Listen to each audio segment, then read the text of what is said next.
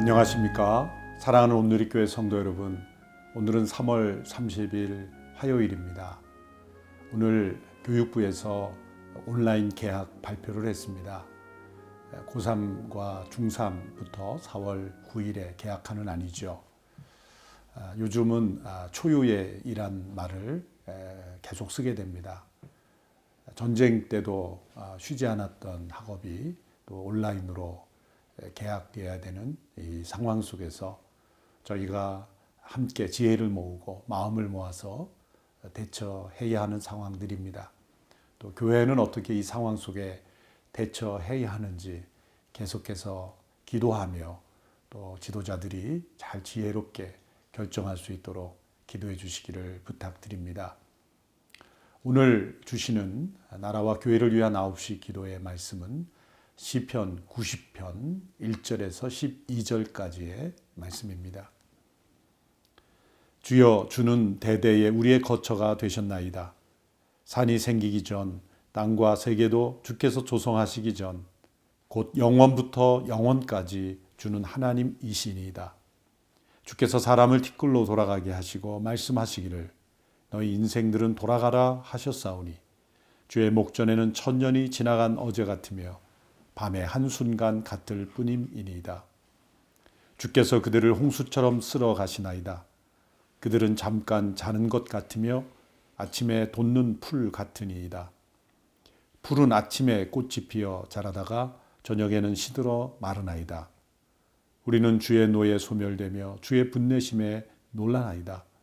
주께서 우리의 죄악을 주의 앞에 놓으시며 우리의 은밀한 죄를 주의 얼굴빛 가운데에 두셨사오니 우리의 모든 날이 주의 분노 중에 지나가며 우리의 평생이 순식간에 다하였나이다. 우리의 연수가 70이요 강건하면 80이라도 그 연수의 자랑은 수고와 슬픔뿐이요 신속히 가니 우리가 날아가나이다. 누가 주의 노여움의 능력을 알며 누가 주의 진노의 두려움을 알리까? 우리에게 우리날 계수함을 가르치사 지혜로운 마음을 얻게 하소서. 시편 90편의 말씀은 하나님의 종 모세가 노년의 때에 고백한 기도입니다. 인생에 오랜 경험이 없으면 나올 수 없는 표현들이 나오기 때문에 모세가 완연한 인생의 때에 고백한 시임을 우리가 알 수가 있습니다. 많은 사람들은 나이 들어가는 것을 두려워하며 또한 거부하려고 합니다. 그래서 상업화된 세상에서는 엔티-에이징, 나이를 거부한다는 단어가 들어가면 또 상품이 더 잘 팔리는 그런 시대가 되기도 합니다. 그러나 모세는 나이 들어감을 거부하는 것이 아니라 나이 들어감 속에서 지혜를 깨닫기를 원하고 무엇보다도 하나님을 더 깊이 알아가는 고백을 하게 됩니다. 지극히 자연적 우리의 현상 속에서 우리 인생의 늙어감의 그 순리 속에서 우리는 하나님의 임재를 깨달아야 한다는 것입니다. 하물며 이 엄청난 재난 앞에서 우리가 하나님의 그 뜻을 깨닫지 못한다면 우리는 지혜를 잃어버리는 것이 됩니다. 가장 지혜로운 사람은 모든 사람들이 평범하게 지나가는 일상 속에서 모두가 나이 들어가는 그리고 죽음을 향해 나아가는 그 인생의 순리 속에서도 하나님의 지혜를 깨닫습니다. 그리고 그 속에서 임재하시는 하나님의 은혜를 깨닫습니다. 하물며 이 엄청난 재난의 때 우리는 하나님의 지혜를 깨달아야 합니다. 이 재난을 통해서 우리에게 깨닫게 하시고자 하는 하나님의 뜻을 우리는 분별해야 할 줄 압니다. 먼저 그는 하나님께 대한 고백으로부터 시작합니다. 1, 2절의 말씀이죠. 주여, 주는 대대에 우리의 거처가 되셨나이다. 산이 생기기 전, 땅과 세계도 주께서 조성하기 전, 곧 영원부터 영원까지 주는 하나님이시이다. 영원부터 영원까지 영광 받으실 하나님을 찬양하고 있습니다. 이 모든 만물이 생기기 전 하나님은 계셨습니다. 태초부터 하나님이 계셨다는 뜻이 아닙니다. 태초라는 말 자체는 만물이 시작한 시점, 곧 시간이기 때문에 하나님은 태초에 계신 분이 아니라 태초가 있기도 전 영원부터 영원까지 하나님은 계신 분입니다. 영혼은 시간을 오래 느린 것이 아닙니다. 영혼은 시간과 다른 차원입니다. 과거와 현재와 미래는 시간의 영역입니다. 그러나 하나님께는 과거와 현재와 미래가 존재하지 않습니다. 영원한 현재만 있을 뿐입니다. 우리는 이 차이를 잘 이해하기 힘듭니다. 시간은 계속 과거와 현재와 미래로 지나갑니다. 그러나 영혼은 움직이고 지나가는 것이 없습니다. 보에티우스라는 신학자는 이를 등산으로 비유했습니다. 과거와 현재와 미래로 역사가 흘러가는 것은 마치 산을 오르는 것과 같다. 그러나 하나님은 산 정상에서 위에서 아래를 내다 보시는 것이다. 그러므로 산 저 아래에서 올라오는 것이 다 보이듯이 영원하신 하나님은 우리의 과거와 현재와 미래를 다 아시는 하나님이십니다. 우리는 시간 속에 살아갑니다. 우리의 인생이 이 시간 속에 갇혀 있다는 것, 여기서부터 우리는 하나님 앞에 겸손해야 합니다. 이제 4절에서 6절에서 그 겸손을 고백합니다. 주의 목전에는 천년이 지나간 어제 같으며 밤의 한순간 같을 뿐입니다. 주께서 그들을 홍수처럼 쓸어 가시나이다. 그들은 잠깐 자는 것 같으며 아침에 돋는 풀 같으니이다. 푸른 아침에 꽃이 피어 자라다가 저녁에는 시들어 마르나이다. 천년이 지나간 어제 같고 밤의 한순간 같고 잠깐 자는 것 같고 아침에 돋는 풀과 같다.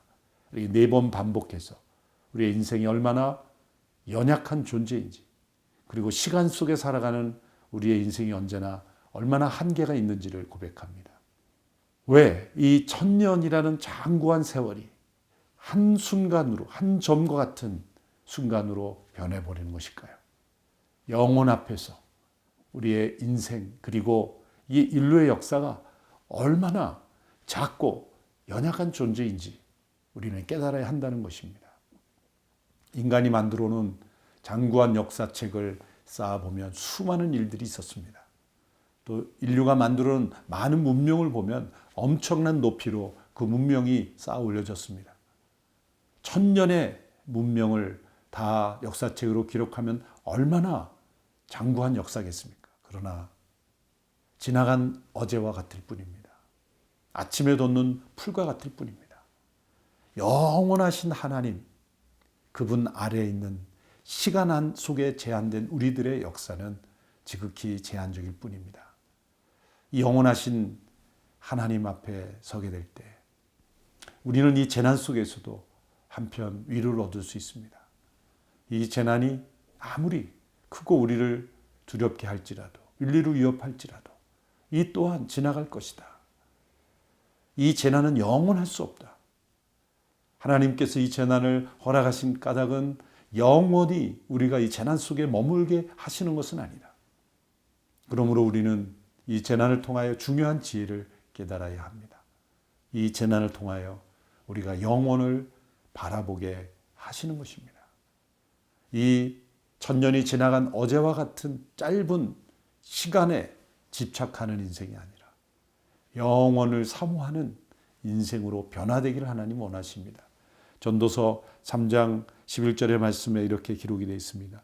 하나님이 모든 것을 지으시되 때를 따라 아름답게 하셨고 또 사람들에게는 영혼을 사모하는 마음을 주셨느니라.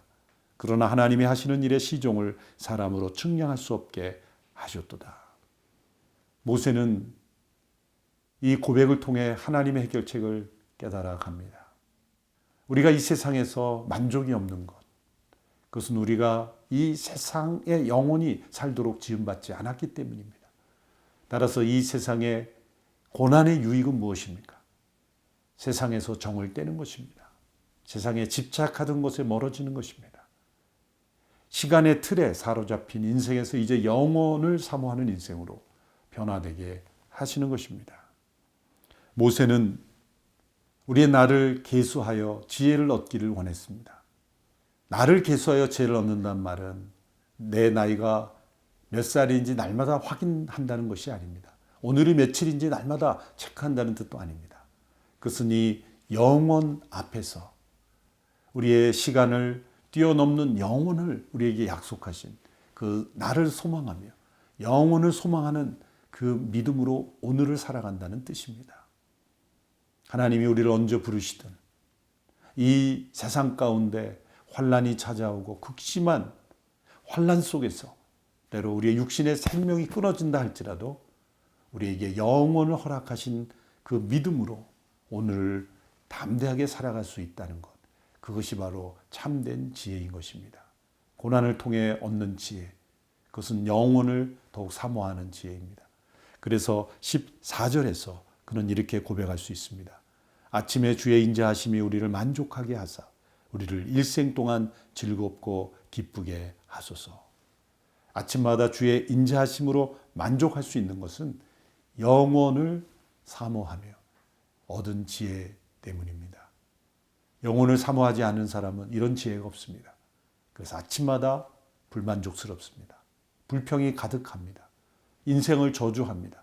상황을 핑계를 댑니다. 조상을 탓하고 누군가를 탓합니다.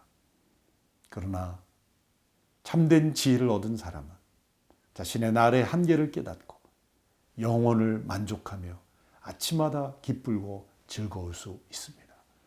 이 심각한 재난 속에서도 아침마다 즐겁고 기쁠 수 있을까요? 있습니다.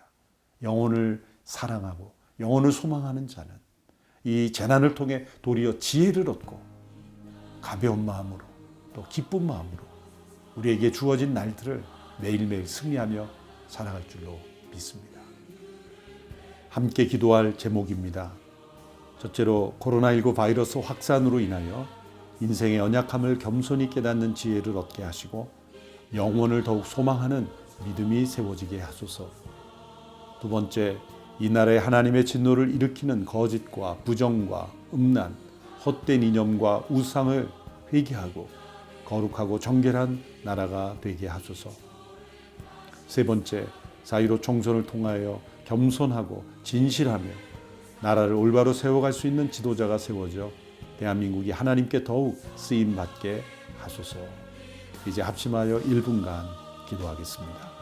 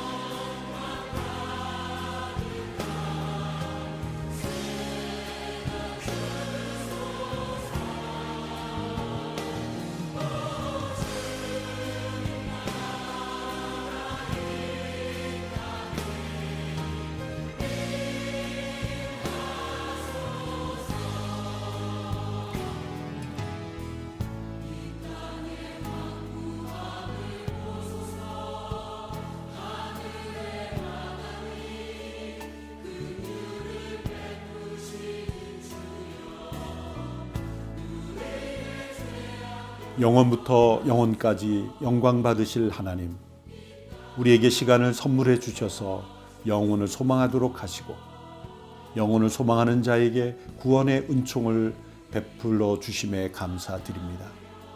코로나19 재난이 가져온 시대의 아픔 속에서 우리는 더욱 영혼을 소망합니다. 하나님의 진노 아래 우리의 인생이 속히 지나가지만 허무와 상실에 방황하지 않고 영혼을 바라보며 승리하게 하소서. 인류가 이 재난을 통하여 영원하신 하나님께 돌아오게 하소서. 악을 심판하시고 겸손히 그리스도의 십자가 앞에 나온 이들을 사랑하신 하나님, 이 재난을 통해 하나님의 진노와 사랑을 깨닫게 하소서. 나라와 교회가 위기 가운데 무너지지 않기를 원합니다. 역사의 고비마다 하나님의 크신 은혜로 다시 일어서고 하나님의 역사의 쓰임받아 온 대한민국이 이 재난이 가져온 위기 속에서도 승리하여 다시 일어서기를 원합니다. 학교 수업마저 온라인으로 개학하는 이 위기 속에서 교육이 정상화될 수 있게 되기를 원합니다. 하나님께서 주신 개개인의 고유한 능력과 은사가 공동체 안에서 확인되고 개발될 수 있는 교육이 되게 하소서. 하나님의 창조 질서를 올바로 배울 수 있는 교육이 되게 하소서. 이 혼란스러운 상황 속에서 국민들이 사유로 총선에 무관심하지 않고 나라의 미래를 신중하게 판단하여 지도자를 잘 세울 수 있도록 지혜로운 판단력을 주소서. 경제적으로 큰 어려움을 겪고 있는 분들에게 믿음과 용기를 주시고 대한민국의 경제가 흔들리지 않도록 은혜를 베풀어 주소서. 선교지에서 복음을 전하고 있는 선교사님들이 이 위기 속에서 위험에 처하지 않도록 보호하여 주시고 외롭지 않도록 지켜 주소서. 예수님의 이름으로 기도드립니다. 아멘.